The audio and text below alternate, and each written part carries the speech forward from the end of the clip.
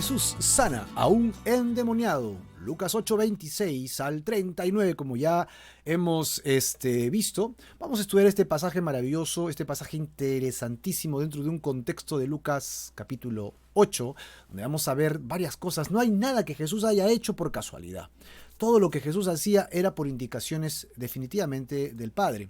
Así que ahora vamos a encontrar una escena un poco escandalosa para muchos, una escena un poco difícil de manejar para otros, y de lo que trata es de un endemoniado. A nadie le gusta hablar de endemoniados, ¿no?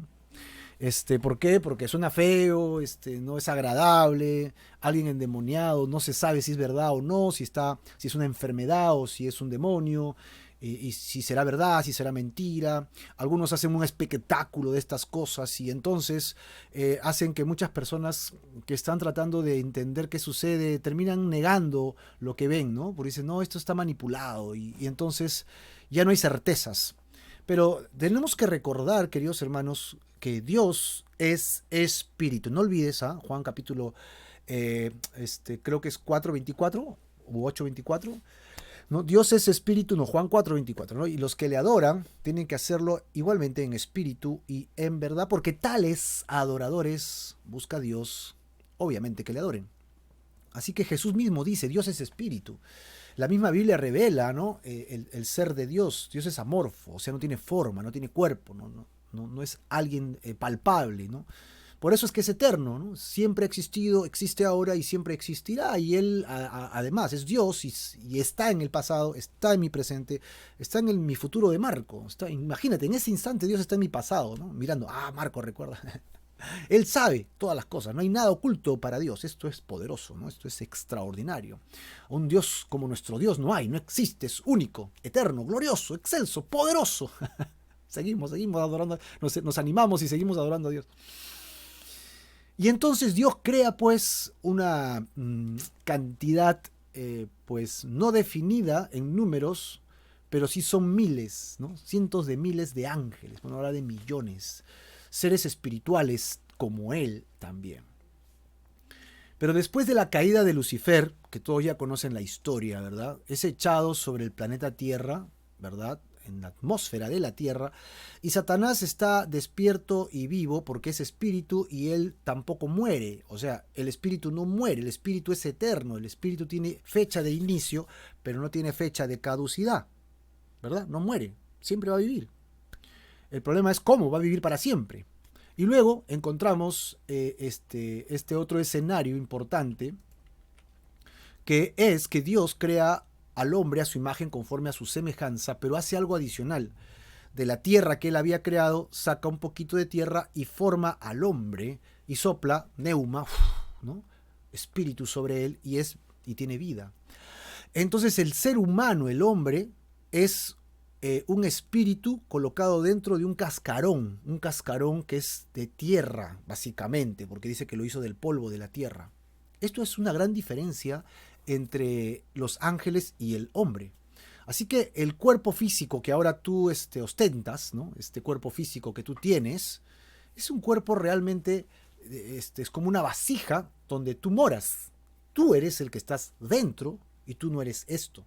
Por eso es que no te debes dejar llevar por esta carne, sino que tienes que guiarte en espíritu relacionado con Dios. Eso es lo ideal. Y a veces nuestro espíritu se corrompe y más bien escucha a el diablo. El diablo está pululando a través de sus ángeles, sus demonios. Y ellos están organizados. Lee Efesios capítulo 4 y vas a encontrar que hay una guerra espiritual. ¿Cuál es esta guerra espiritual? Entre el enemigo y nosotros. Obviamente el enemigo no va a luchar contra Dios, te lo digo. ¿Sabes por qué? Porque él ya fue derrotado. ¿No? Tenemos que sacar de nuestra mente la idea de que hay una lucha entre el bien y el mal, en el sentido que entre Dios y Satanás, a ver quién, en algún momento alguien va a ganar. No, hermano. La primera vez que el enemigo se levantó, fue derrotado. Y la segunda que tuvo oportunidad para vencerlo a Jesucristo, fue derrotado porque Jesucristo resucitó. Es decir, el diablo no tiene autoridad, no tiene potestad. ¿No? Fue vencido públicamente en la cruz, como dice Colosenses. Y nuestra maldad que nos consumía y que nuestro pecado que nos condenaba, dice que fue clavado en la cruz. ¡Pah! Y entonces en la cruz se pagó el precio de tu pecado. Si tú crees que Jesucristo murió en tu lugar en la cruz, tienes vida eterna en Él. Es la única condición, fe en la obra de Jesús en la cruz. Entonces, el enemigo lo que hace es, se busca meterse en los envases humanos, que son los cuerpos. Eso es lo que busca el diablo. A través de sus demonios, que son ángeles caídos, conocidos como demonios. Buscan que meterse en el cuerpo humano. ¿Para qué? Para alejar al ser humano, ¿no?, de Dios. Hacerle ciertas promesas. Incluso de manera, pues, hasta jocosa, dice la gente, ¿no? Y no sé qué tiene de alegrón eso. He hecho un pacto con el diablo para que me dé riquezas, promesas, a cambio de mi alma, como si su alma no valiera nada, ¿no?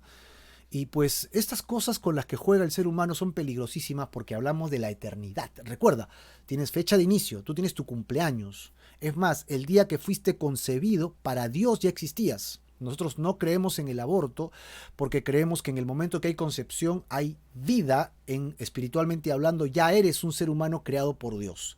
Que estás creciendo y que tienes unas fases de crecimiento desde embrión hasta ser adulto y viejito es otra cosa, ¿no? Que estabas dentro de la pancita de tu mamita hasta que creciste y saliste y luego te convertiste en niño hasta que creciste. Nosotros lo hemos determinado en procesos. Y la parte que está dentro de la madre, muchos lo llaman gestación y le llaman producto, tejidos, le llaman como quieran, pero para Dios tú ya existías. Léete el Salmo 139 y encontrarás que a los ojos de Dios, Dios ya te contemplaba, ¿no? Ahí en la oscuridad del vientre de tu madre tú ya existías y Dios te conocía. Dios ya sabía quién eras. Así que nosotros tenemos que entender que tú tienes fecha de inicio. Dios te creó. Obviamente Efesios capítulo 4 habla de haber sido creados con propósitos eternos. Y Dios incluso ha puesto buenas obras para que una vez que tú creas en Jesucristo, camines por ellas, ¿no? Habla de los dones y luego dice que Él ha puesto buenas obras. O sea, ni siquiera mis buenas obras son mías. Son obras que Él ya preparó. ¿Y cómo los voy a hacer? A través de los dones que Dios te ha dado, ¿no? Primera de Corintios 13, Primera de Corintios 12, Romanos capítulo 12 habla de los dones que tenemos los cristianos. Ya haremos lecturas inductivas, ¿verdad? Esos libros que son fascinantes. Y ahí encontraremos que ya tengo dones. Esos dones me incentivan a hacer buenas obras y esas son las buenas obras que Dios ha preparado para mí. ¿Cómo descubro mis dones? Pues estudia esos capítulos y vas a descubrir que tus dones edifican a la iglesia. Si tu don edifica a la iglesia, si lo que haces edifica a la iglesia, ese es tu don. Y si lo que haces no edifica a nadie, solamente a ti y a tu egoísmo, entonces no es un don, eres tú. Es muy simple, es práctico. El cristianismo es práctico. Y así encontramos cómo los demonios quieren apartar la conciencia, el corazón de Dios y llevarlo tras nuestras pasiones, nuestros deleites y nuestras cosas. A esto se le llama endemoniados. Endemoniados. Cuando alguien acepta a Cristo como su Señor y Salvador, le entrega su vida a Jesucristo, Él abre la puerta de su corazón y Cristo viene a morar en uno. Amén. Y Dios morando en nosotros nos impulsa a través de su Espíritu a la santidad, a dejar cosas mundanas. Eso es. Si tú ya estás en esta condición, bíblicamente hablando, no puedes ser endemoniado. Ok, aclaremos, donde mora el Señor no puede habitar el diablo.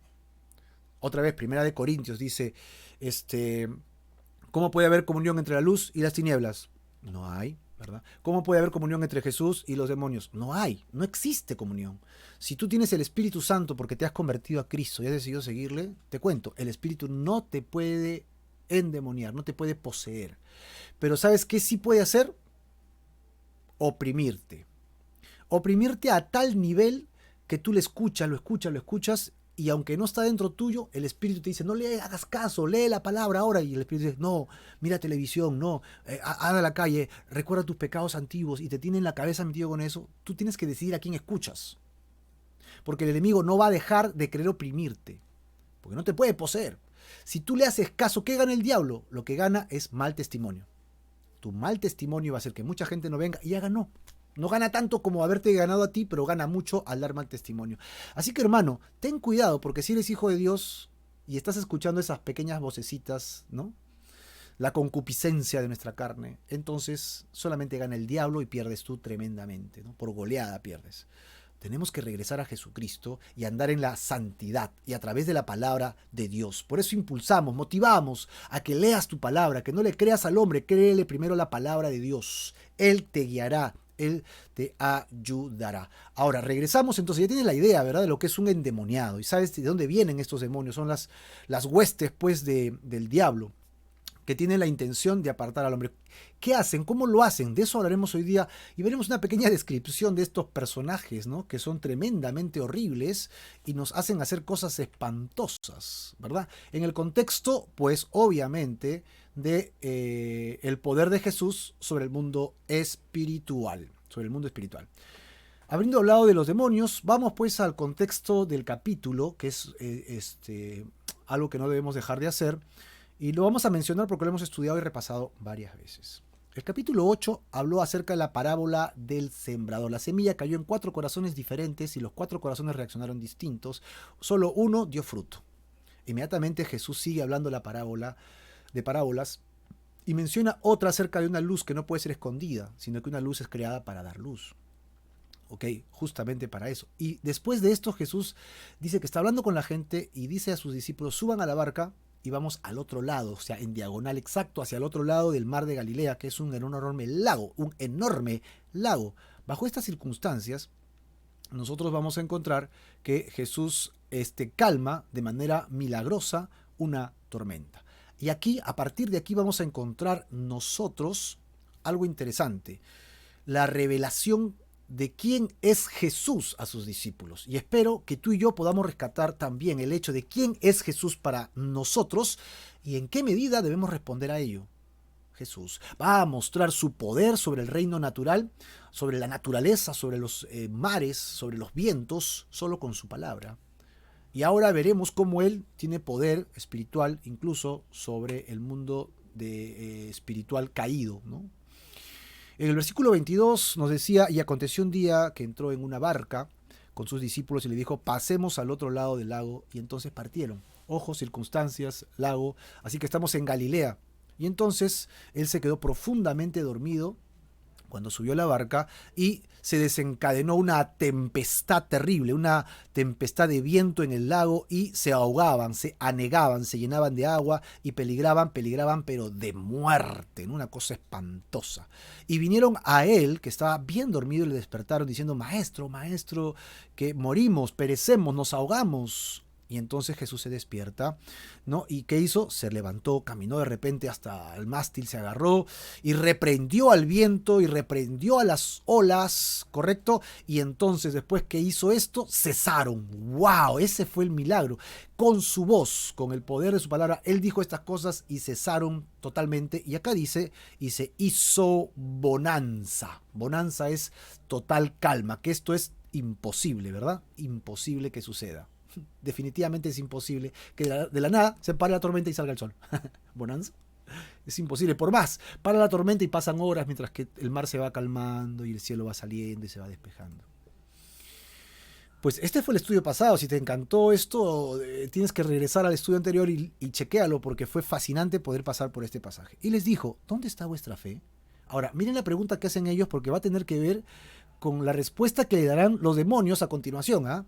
Dice el verso 25, última parte: y atemorizados, maravillados, se decían unos a otros. Ojo, que ellos no estaban atemorizados y espantados de Jesús. Quiero que rescates que ellos estaban atemorizados porque realmente el que está delante suyo no es cualquier persona. Atemorizados porque el mar se los iba a tragar y de repente hay bonanza y paz por la palabra de un hombre. Y entonces se maravillaron al nivel de querer entender quién era él, porque la pregunta lo dice justamente aquí: ¿quién es este, no? ¿Quién es este que está acá? Que aún a los vientos y a las aguas manda y le obedece. Pues no existe persona sobre la tierra que tenga este poder. No existe, así de simple, no hay. Así no hay, pues, hermano.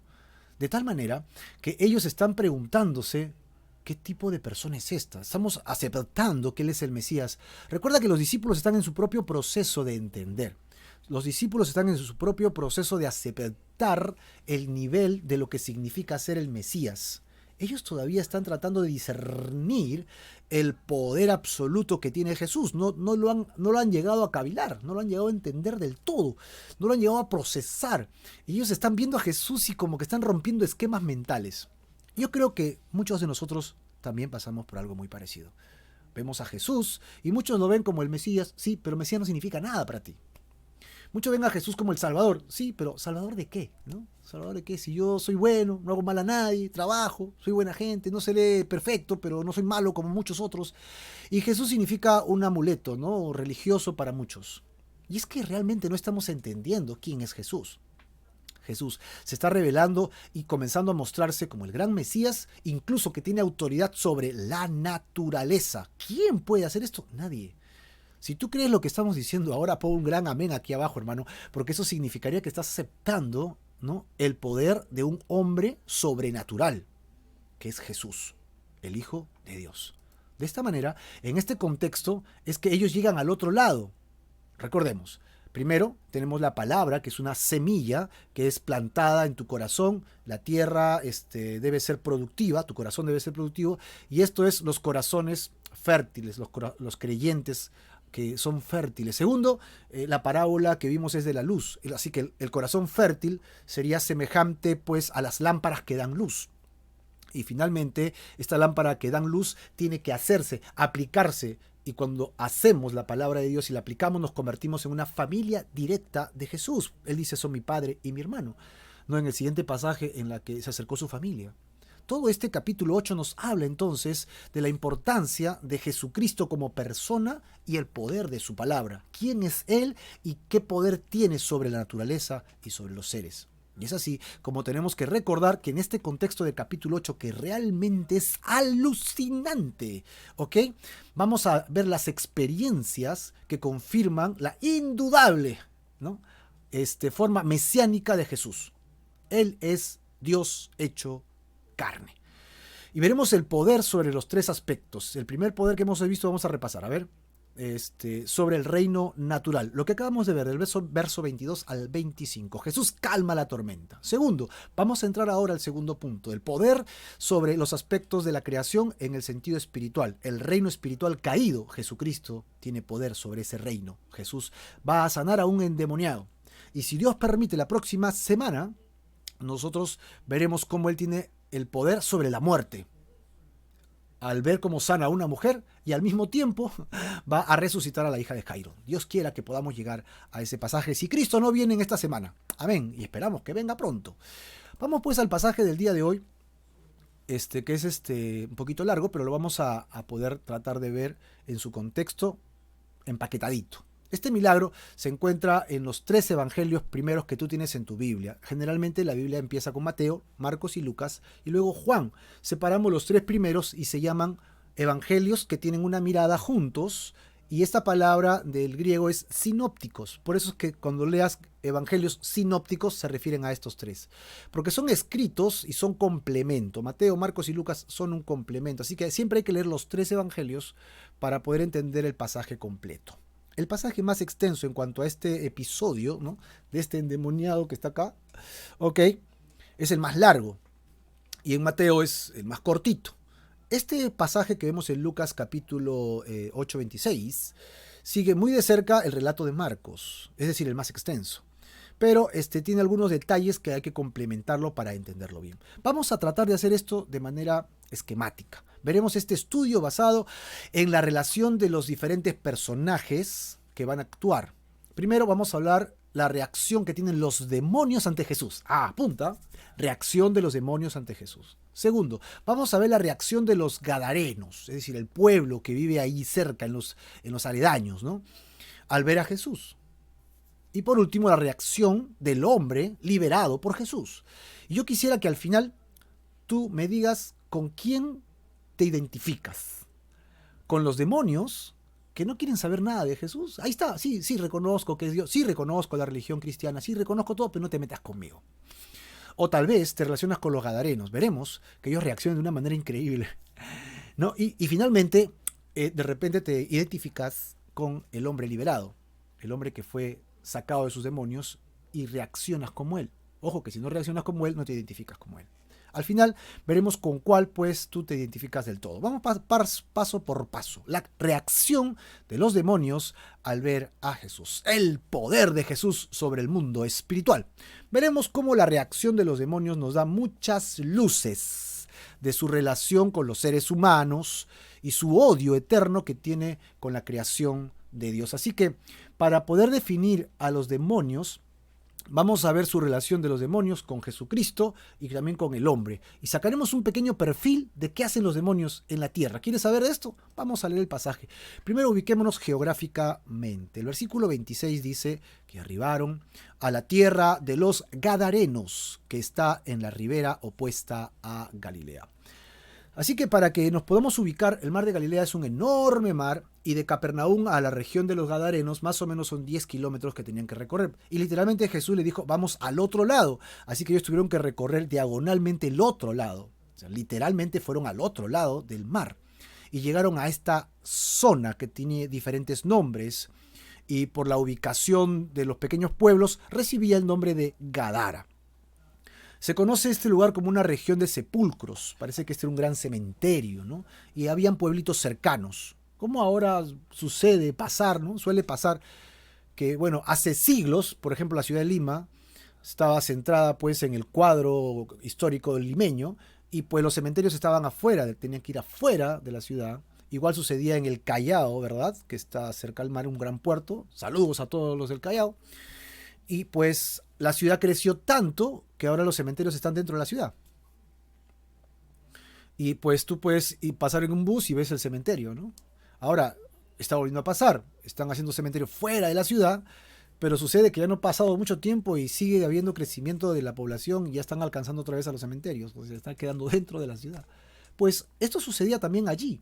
Tenemos un lugar donde había muchos sepulcros y probablemente algunos de ellos todavía medios vacíos, cuevas labradas en los acantilados que se levantaban desde la orilla oriental del lago, ¿ok? Y ese territorio estaba localizado más o menos frente a Galilea y en una colina muy empinada que caía casi verticalmente hasta la orilla del agua.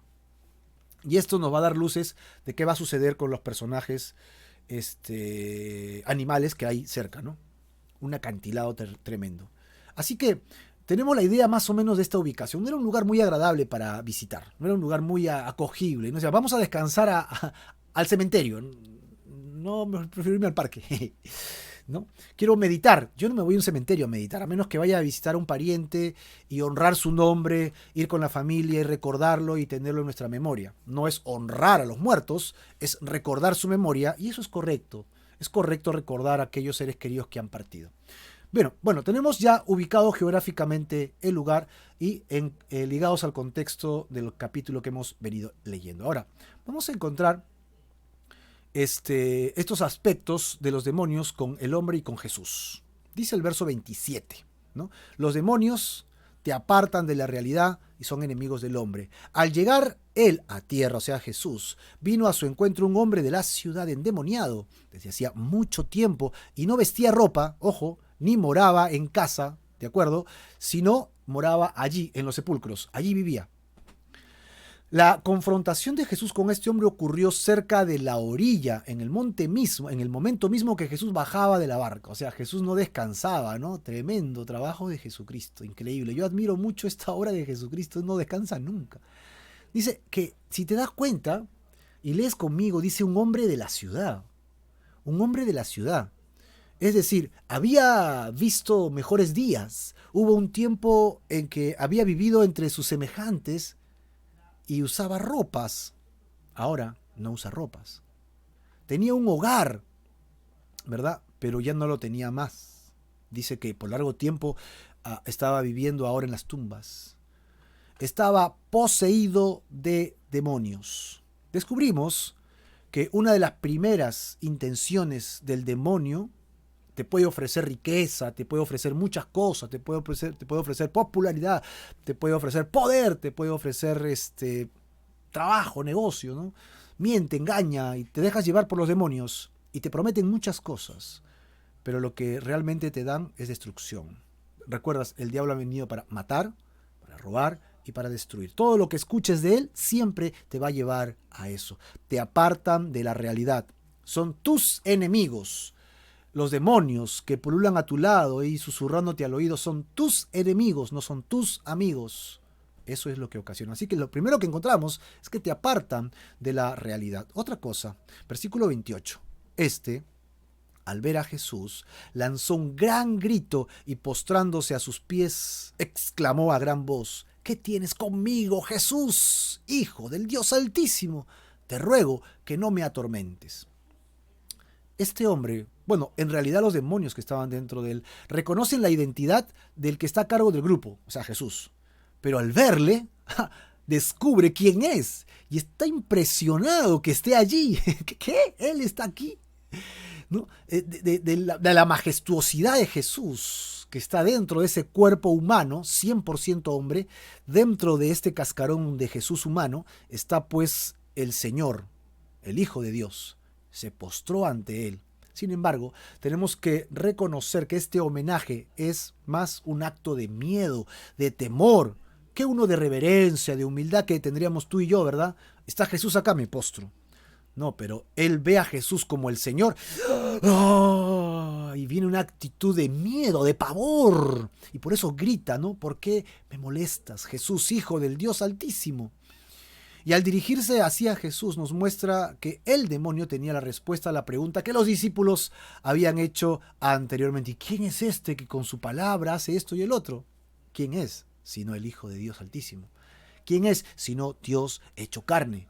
Los demonios estaban respondiendo indirectamente a la pregunta que los discípulos tenían en la boca y en sus mentes pensando: wow, este personaje a quien seguimos es alguien increíble. ¿Quién es? Es Dios, hermano. Es Dios hecho carne. ¡Wow!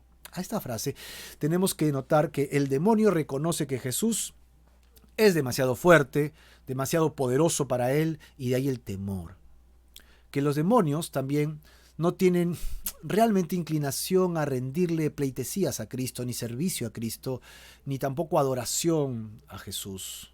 Debe haber sido en este momento que Jesús va a tomar autoridad sobre ellos para decirle: sal de este hombre, como lo diría Marcos 5:8, y en este instante lo vemos en Lucas, ¿no? Indirectamente. Y el demonio tiene un miedo tremendo al poder de Jesús, a la ira de Dios sobre el pecado en los cuales ellos vivían. No le dice: te ruego que me salves. Ojo, el demonio ya no pide salvación. ¿Por qué? Porque saben los demonios que ya no tendrán salvación. Están condenados a vivir para siempre lejos de Dios. Serán juzgados y echados al lago que arde con fuego y azufre por la eternidad. Por lo tanto, por mientras, ¿no? por este breve tiempo que les queda, están semilibres, sujetos todavía a la autoridad de Dios, no pueden escapar a ciertos límites, pero tienen ciertos límites para moverse. Así que él no pide salvación, el demonio no pide salvación. ¿Qué es lo que pide el demonio? Está pidiendo, más bien por el contrario, que no lo atormente más. Te ruego que no me atormentes. Así es el lenguaje de quienes tienen miedo al infierno, pero no tienen el deseo, ¿no?, de santidad, no tienen el deseo de servir al Señor Jesús. Es decir, te ruego que no me atormentes, no es te ruego que me salves. Hermano, por favor, escucha el mensaje. Si tú sabes de Jesucristo, pero sabes que vas a ir al infierno, pero no quieres a Jesucristo, Dios no va a cambiar sus propósitos. Tus pecados te condenan. Espero que hoy día puedas no seguir el camino de los demonios. Los demonios reconocen a Jesucristo y, como dice Santiago, ¿verdad? Los demonios saben de la fe, saben de Dios, pero no tienen miedo. Viven así, saben que van a ser condenados para siempre, y espero que no seas condenado por tus pecados, sino que encuentres salvación y vida eterna en Él. Porque dice el verso 29, mandaba al espíritu inmundo que saliese del hombre, pues hacía mucho tiempo que se había apoderado de él. Mucho tiempo. Y le ataban con cadenas, evidentemente, con grillos y cadenas, evidentemente el pueblo, ¿no? Pero rompiendo las cadenas, con el gran poder que le daba el demonio, era impelido, o sea, impulsado, llevado por el demonio a los desiertos. Así que aquí encontramos otro detalle de lo que los demonios quieren hacer con nosotros. Los demonios te apartan con gran poder para que vivas en la soledad, en la depresión, en el desierto, quiere decir sin nada, para que lo pierdas absolutamente todo. Así que, habiendo encontrado estos detalles del demonio, es increíble que muchos quieran seguir buscando vivir con el tema de los demonios en sus vidas, ¿no? Disculpen, acá tengo una visita, ha venido mi cachorrita que ha venido a verme. Ok. El demonio era fiero y completamente desgraciado, ¿no? Qué fea palabra, pero nada, mira cómo lo tiene al tipo. Lo tiene totalmente aislado de la realidad, lo tiene separado de su comunidad, separado de su familia.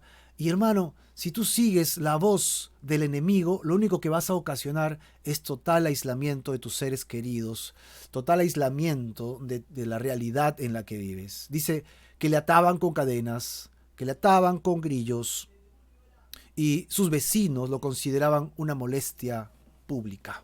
Eso es lo que pasaba. Cuando tú eres egoísta y solo piensas en ti, porque es lo que hace el diablo, ¿no? El diablo y los demonios nos hacen oír una voz: tú puedes solo, no necesitas a tus amigos, no necesitas a tu familia, háblales mal, ¿no? Arróchalos, ellos tienen que entender que tú eres primero, ellos tienen que seguir lo que tú piensas. Eso es egoísmo, pues, ¿no? Que tienen que hacer lo que tú crees. O sea, yo pienso A, B y nadie puede pensar distinto. Si tú piensas distinto, sales de mi grupo. Lo único que te ocasiona, ¿qué cosa es? Que vivas solo, apartado. Te conviertes en una molestia para la sociedad, una molestia pública. En este caso, para protegerse de él, lo ataban una y otra vez de manos y pies, pero era tan fuerte y feroz que rompía las ataduras. Es decir, tú nunca te quieres integrar. Mientras tanto, en medio de sus espantosos gritos, citaríamos a Marcos 5, ¿verdad? 5, que el endemoniado estaba haciendo cosas fuera de sí, y dice que se raspaba el cuerpo, se golpeaba, se magullaba contra los cantos vivos de piedra que había cerca, o sea, se lastimaba. El demonio, los demonios que quieren entrar en nosotros, y si tú no tienes a Cristo y estás escuchando este mensaje, seguramente estás muy incómodo con este mensaje, porque te estamos revelando lo que hacen contigo los demonios. Tal vez no tienes un sufrimiento físico de rasgarte el cuerpo, pero sientes que tu vida se desgarra en soledad, en amargura y en ira contenida dentro tuyo, y no sabes por qué. Es porque has escuchado, has abierto puertas demoníacas en tu vida, y entonces no quieres escuchar el mensaje de salvación de Jesucristo. Estás totalmente en oscuridad y la gente te ata, te aparta de sí, tú estás solo, estás sola, y entonces quieres romperlo, pero otra vez viene la atadura. Hermano, hoy día puedes ser libre de estas ataduras en Cristo Jesús. Jesús tiene el poder para librarte totalmente de estas ataduras. Miren, estamos describiendo la actitud de los demonios ante Jesús y los seres humanos. Son enemigos, nunca van a ser amigos. Veamos pues el verso 30. Y le preguntó Jesús, después de haberle querido sacar y él negándose, ¿no? No, hay una pelea allí. Le dijo: ¿cómo te llamas? Y entonces él, en singular, él le dijo: me llamo Legión. ¿Por qué? ¿Por qué Legión? Porque muchos demonios habían dentro de él o entrado en él. La palabra legión es un término latino que hace referencia a un grupo de más o menos, imagínate a esta cantidad, 6.000 soldados romanos. Hazte la idea de 6.000, es una legión. Ahora, ¿habían 6.000? Cuando ya se llama legión, tiene un significado interesante, que lo que existía dentro de él en realidad era un gran número de demonios. No literalmente 6.000 demonios contados, ¿sabes? Demonio 1, demonio 2, demonio 6.000. Sino que tenía cientos, miles de demonios, totalmente poseído. ¿Puedes imaginarte cómo vivía este hombre? Y también es posible que la palabra legión evoque a la visión de un ejército de ocupación. Empiezo con lo tengo bien endemoniado, y de aquí voy a ir a otro y a otro y a otro. Un ejército de crueldad, un ejército de destrucción. El enemigo no va a ir al cielo. El diablo no tiene oportunidad de salvación. Los demonios saben que serán condenados para siempre. Ahora están queriendo jalar al máximo número posible de seres humanos y tenerlos lejos de Jesucristo. Si es posible, los controlan. ¿Por medio de qué? Hechicerías, ouijas, horóscopos, ¿no? Numerologías. No te metas en esas cosas, porque hay cosas de la parte oculta que Dios no quiere que te metas, ¿no? Por eso se llama ocultismo, de la parte oculta. Dios no quiere que te metas a ese lado. Tu confianza, tu futuro debe estar puesta en Jesús. Amén. Ahí está la verdadera verdad. Ven a la verdadera verdad. El demonio lo único que quiere es destruir cruelmente tu vida. Aquí no estamos frente a una legión de ángeles protectores, como cuando Jesús hablaba con Pedro y le decía: si yo le pidiera caso a mi Padre, ¿No me daría 12 legiones de ángeles para evitar que me atrapen y me lleven a la cruz? Pedrito, guarda tu espada. ¿Recuerdas ese pasaje, no? O sea, Jesús tiene poder sobre ángeles y sobre demonios. Recuerda que cuando el diablo cae, dice Apocalipsis que con su cola arrastra la tercera parte de estrellas, hablando de ángeles, que habían seguido pues su voz, ¿no? La voz de rebelión contra el Señor. Así que si tú sacas una cuenta muy simple y divides a todos los ángeles entre 3, ¿cuántos de estos 3 jaló el diablo? Tercera parte es 1 de 3. Saca tu cuenta, ¿cuántos ángeles quedan con Dios? 2 de 3. Así que el diablo no tiene más ángeles que Dios. Él solo tiene una parte, 1 de 3. Así que cada vez que hay un demonio pululando por allí, pueden haber 2 ángeles en contra suyo para que no te hagan daño. Imagínate eso. Jesús es Dios hecho carne y Él ha tenido poder sobre estos demonios cuando no eran caídos. Él tenía poder sobre ellos cuando no eran ángeles que habían seguido la voz subversiva del demonio, sino que eran seguidores de Dios cuando estaba en el cielo entronado. Jesús dejó su trono, vino a este mundo y se puso dentro de este cuerpo humano llamado Jesucristo, 100% hombre, y estos demonios dentro de este hombre endemoniado en Gadara ven a Jesucristo y lo reconocen y le dicen: somos muchos que estamos tomando control de este pobre hombre, entre comillas, pobre porque ellos querían hacerle daño. Estamos enfrentados con el ejército del terror y de la muerte de Satanás, pero no tenemos que tener miedo, hermano. No debemos tener temor de ellos. Ellos ya fueron derrotados en la cruz. No tienen autoridad sobre tu vida, no tienen autoridad sobre tu familia, no tienen autoridad sobre tu casa. Algunas personas todavía sufren problemas de apariciones de demonios en su casa. Hermano, tú tienes el poder para echarlo fuera. Solo tienes que creer que Jesucristo te liberó y tú puedes sacarlos de tu vida. Ellos no tienen autoridad sobre ti. Créelo de todo corazón. Y si fallas a la primera porque estás dudando, sigue, insiste, porque ellos tienen que someterse al nombre de Jesucristo. Otros pasajes también nos hablan de personas que fueron endemoniadas con más de un demonio. Solo al inicio de este pasaje, de este capítulo 8, encontramos a María Magdala, que tenía 7 demonios y que fue liberada, y agradecida le servía con sus bienes a Jesús. Y habiendo establecido claramente que el demonio a quien se dirige Jesús era solo el portavoz de miles de demonios, a partir de ahora ya el pasaje que estamos leyendo va a hablar de demonios, ¿no? Ya no de demonio que estaba en él. A continuación le dice que le rogaban, ya ves en plural, que no los mandase ir al abismo. El abismo es el lugar de los espíritus malignos, el lugar de condenación para ellos. En Romanos 10 nos habla acerca de Pablo cuando es sarcástico. Dice: ¿quién descenderá al abismo, ¿no?, para subir a Cristo de entre los muertos? Es el lugar de los muertos. También en Apocalipsis Juan habla de la bestia que estaba por subir del abismo para perdición. Así que nos da referencias al lugar de los muertos. Aquí está amplificada la angustia de la petición. ¿Has venido para torturarnos, para atormentarnos antes de tiempo señalado? Como lo diría Mateo 8:29 en el pasaje paralelo. O sea, él dice: no has venido para atormentarnos, sino antes de tiempo. Así que el mundo de los demonios comprende que el juicio final vendrá. Los demonios saben que vendrá su juicio y condenación eterna, y lo que les está diciendo a Jesús es: no termines con nosotros antes de tiempo y nos condenes para la perdición eterna. Por favor, no hagas eso con nosotros. Pero si no serían lanzados al abismo, porque no era el tiempo, entonces, ¿qué? La respuesta se nos va a dar en los siguientes versículos. Y esto es bastante alucinante. Esta parte es bastante alucinante y también que nos conlleva a pensar: ¿por qué así, no? ¿Por qué de esta manera? Es un poco como para discusión.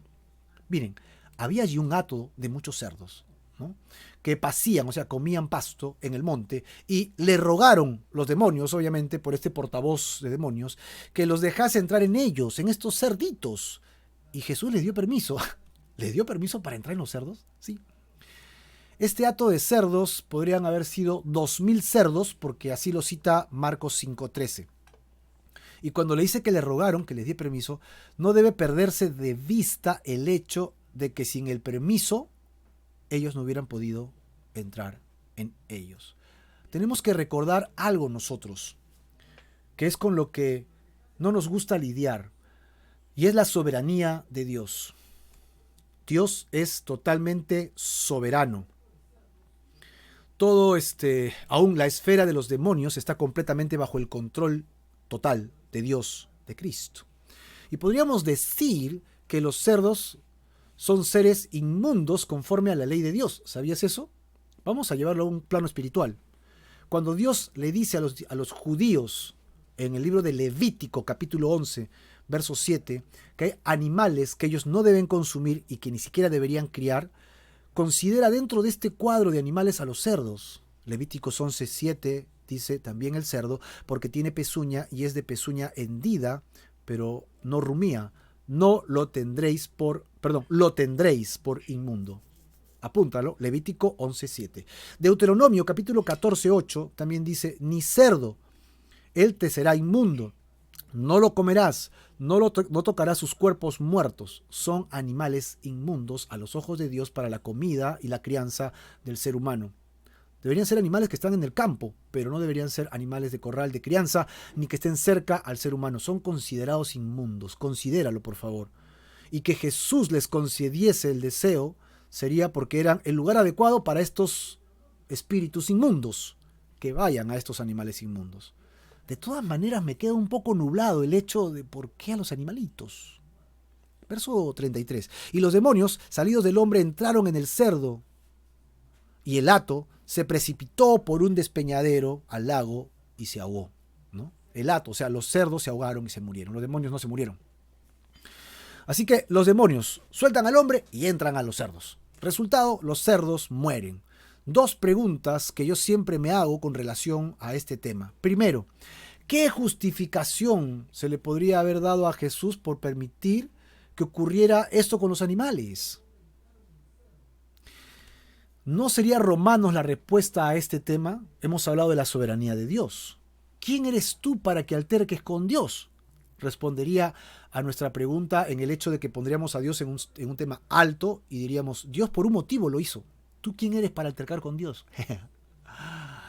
Sí, yo sé, es lo que me vas a decir por ahí, ¿no? Pero Marco, eso no me da respuesta a mi mente. Me pones en un estado de cállate la boca, porque Dios es poderoso y Él es soberano, Él sabe lo que hace.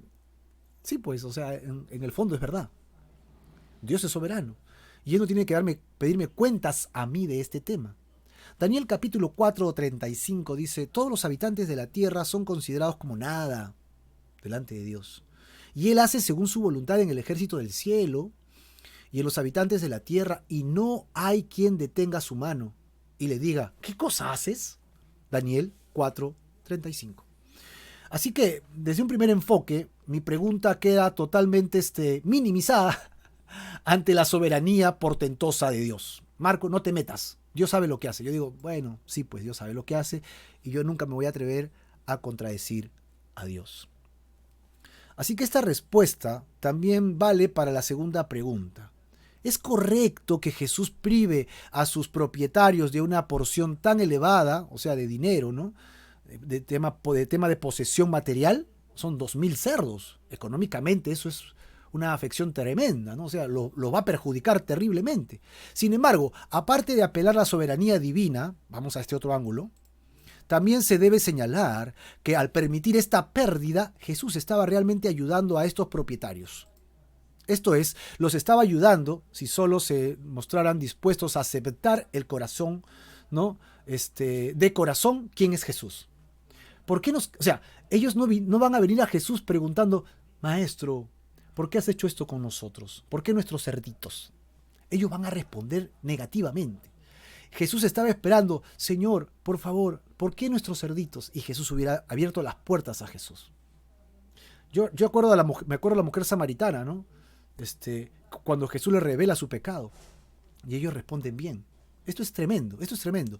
Estos propietarios y en general la gente de esta región eran totalmente egoístas de corazón. En su escala de valores, primero era la plata, segundo el poder, tercero la plata, y si hay un cuarto el poder, la plata y el poder, y no le interesaba nada, la adquisición, solo la conservación, solo su multiplicación de posesiones materiales, en este caso sus cerdos. ocupaba un lugar más importante que la liberación, la restauración, la liberación de un hombre que estaba oprimido, infeliz, que estaba indeseado, del cual ni siquiera se preocupaban realmente. Lo amarraban para que no los fastidie. Sí, él estaba esclavizado, desdichado, odiado y abandonado. Por eso ellos necesitaban una lección. ¿Cuál era la lección? Les voy a quitar su riqueza, les voy a quitar el medio por el cual ustedes consideran ricos, y si ustedes me preguntan, yo les voy a decir por qué cerdos.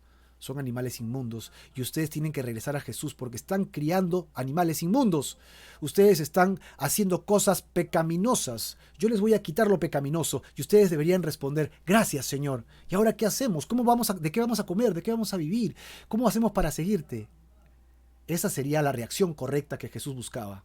Pero veremos cómo reaccionan estos personajes. Justamente la reacción de los gadarenos al ver a Jesús. Pues lo primero que encontramos es que habían testigos. Y los que apacentaban los cerdos, cuando vieron lo que había acontecido, huyeron y yendo dieron aviso en la ciudad y por los campos.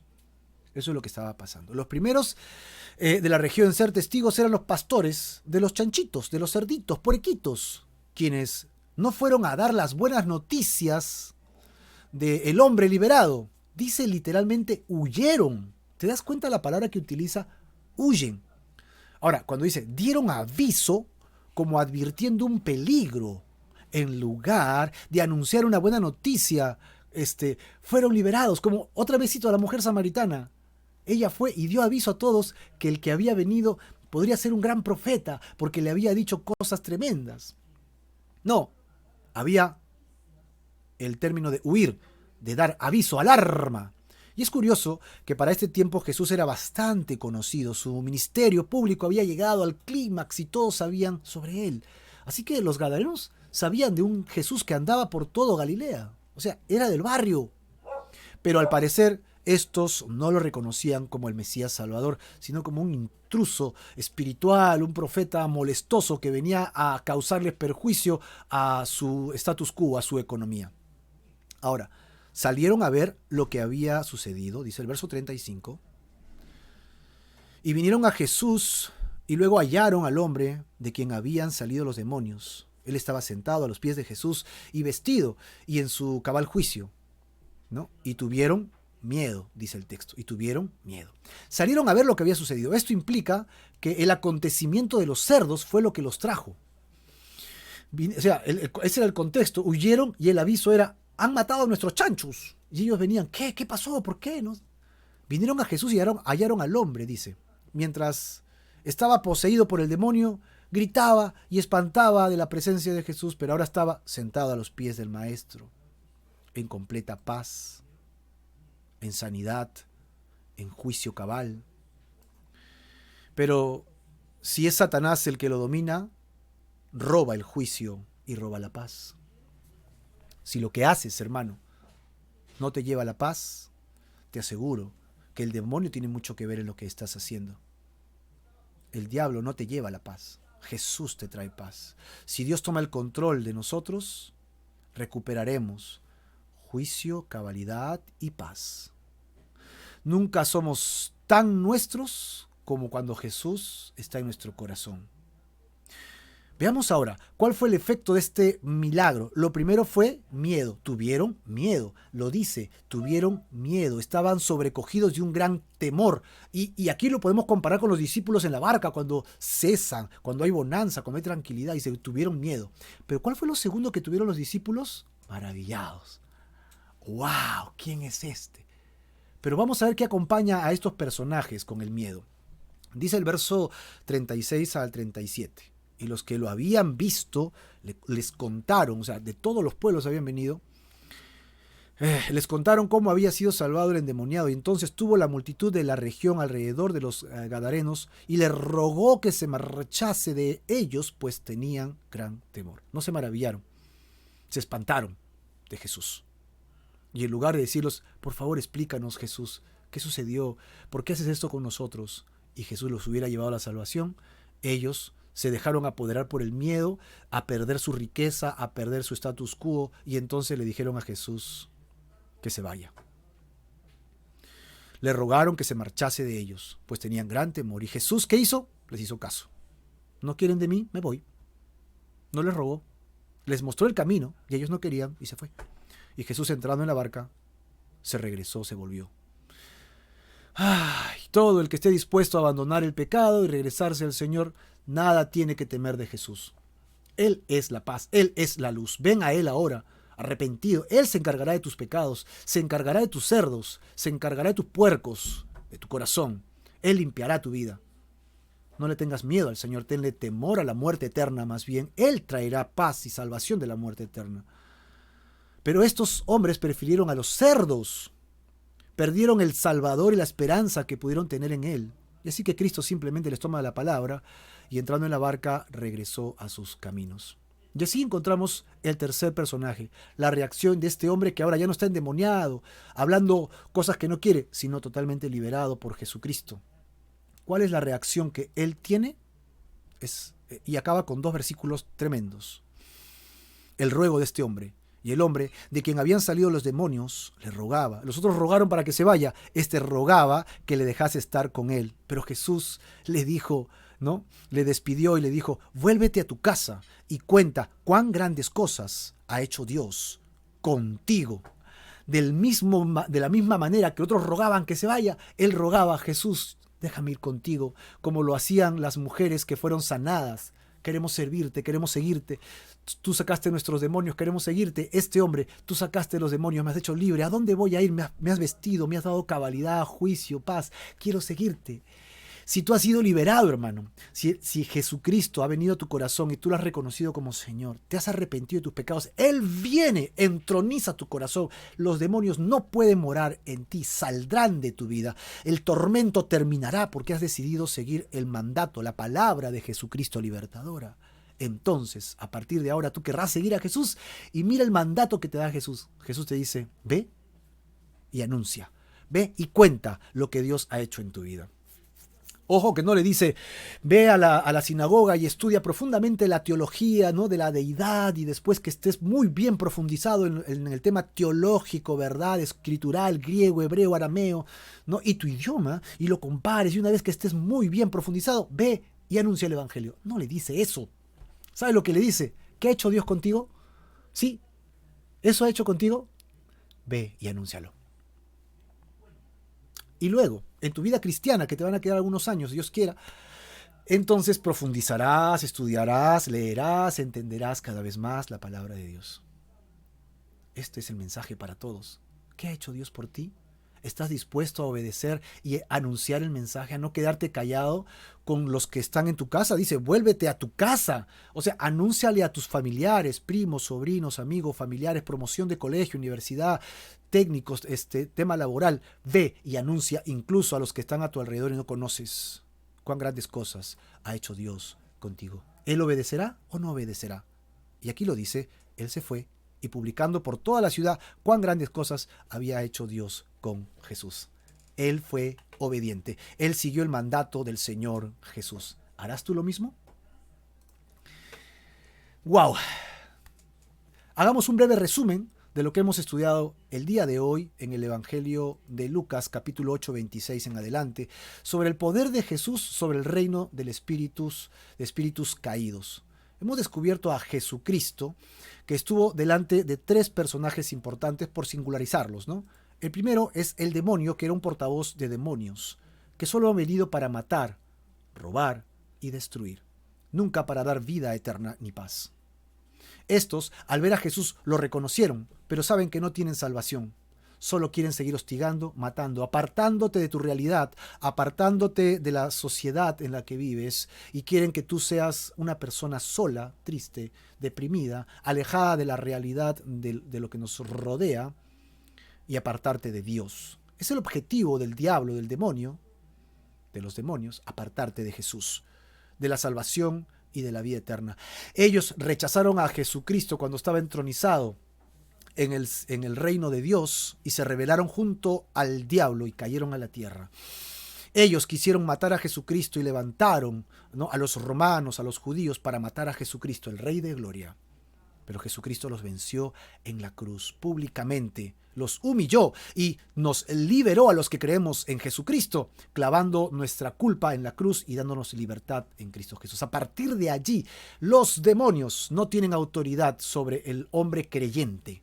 Sobre el hombre no creyente, sí, pueden poseerlos. Sobre el hombre creyente pueden oprimirlos, fastidiarlos, pero no pueden poseerlos. Tú tienes la victoria sobre los demonios. Ahora, había otro grupo de personajes, los gadarenos. Los gadarenos vinieron a ver lo que hizo Jesús, pero se enfocaron en su pérdida, que eran cerdos, considerados como inmundos. Jesús quiso quitar la inmundicia de ellos, pero ellos prefirieron su propia inmundicia a Jesucristo. Ellos prefirieron su propia inmundicia y rechazaron y le rogaron: lárgate, vete de nuestras vidas. Estos hombres no recibieron salvación. Vino la luz del mundo a alumbrarlos. Vino aquella palabra, semilla, a ser sembrada en sus corazones. Pero ellos eran el camino duro y aquellos que quisieron ocultar la luz de sus vidas. Y entonces perdieron la salvación e irán junto con los demonios a la muerte eterna, sin salvación, sin vida, y viviendo una vida terrenal mentirosa, una vida terrenal realmente terrible. Finalmente, el hombre que fue liberado por el poder de la palabra de Jesucristo, aceptó a Jesucristo y quería seguirle, como aquellas mujeres que fueron liberadas de demonios, María Magdalena y otras tantas mujeres, de sus enfermedades y demonios. Y quería seguirle de todo corazón. Y Jesús le dijo: yo quiero que tú obedezcas. Este fue el primer misionero, si se puede llamar así, a los gentiles, que fue a predicar con un mensaje sencillo. ¿Qué cosa hizo Dios contigo? Eso ve y anúnciale. Y hoy día tienes un llamado, hermano. Si tú no eres como los demonios, si tú no eres como los gadarenos, y si tú eres un creyente, Dios te pide que vayas y anuncies lo que Dios ha hecho contigo. Grandes maravillas en tu vida. ¿Eres capaz de hacer eso? ¿Eres capaz de obedecer a Jesucristo? Y de aquí la última pregunta que tengo para ti. ¿Cómo demuestras tu agradecimiento a Jesús por haberte liberado de la muerte eterna? Por haberte liberado de tu cautiverio. ¿Ya te liberó de tu cautiverio? ¿Ya le has entregado tu vida a Jesús? ¿Eres un testigo de Jesucristo? Hoy día el Señor te llama, si no eres convertido, a que te arrepientas de tus pecados, que los demonios salgan de tu vida, de tu status quo, que saques tus cerdos, los cerdos de tu vida, que te arrepientas de tus pecados y tengas vida en Cristo Jesús. En Él encontrarás salvación y vida eterna, solamente en Él. Libertad total del espiritual, porque Él tiene poder sobre el mundo espiritual. Gloria al Señor Jesús. ¿Estás dispuesto a ello? Entrégale tu vida el día de hoy a Jesucristo. Arrepiéntete de tus pecados y entrégale tu corazón al Señor. Vamos a orar para ello. Señor Jesús, te ruego por mis amigos y hermanos que nos escuchan el día de hoy, para que traigas salvación, libertad del cautiverio, de la opresión demoníaca. Es una mentira querer ocultar que eso no existe, eso es una realidad. Hay un mundo espiritual que nos rodea. Somos espíritus metidos en este cuerpo, en este envase. Y nosotros queremos disponer este envase para tu servicio. Si no somos salvos, si hoy día hemos descubierto que no somos salvos, que no tenemos vida eterna, porque aún seguimos ligados a nuestras ataduras, ligados a nuestros cerdos, ligados a la maldad de nuestro corazón, a nuestro egoísmo, hoy, Señor, nos arrepentimos de nuestros pecados y creemos que tú eres nuestro Salvador. Te ponemos como nuestro Señor, como nuestro Dios y Redentor Jesucristo. Y tú eres el único que nos puede dar libertad total. Nos arrepentimos de nuestros pecados y creemos que tú y solo tú, en la cruz del Calvario, has pagado por la culpa de nuestra maldad y traes libertad a nuestras vidas. Te entregamos nuestras vidas en el nombre poderoso de Jesús. Amén y amén. Y Señor, te pido por mis hermanos y hermanas que esta hora hemos tomado decisiones. La decisión de ser agradecidos a ti, Señor, y hacer tu voluntad. Hoy día comenzaremos a evangelizar, a predicar de lo que tú has hecho en nuestras vidas como un gran testimonio. Y dejaremos que tú obres, Señor, a través de ello. En el nombre poderoso de Jesucristo de Nazaret. Amén y amén.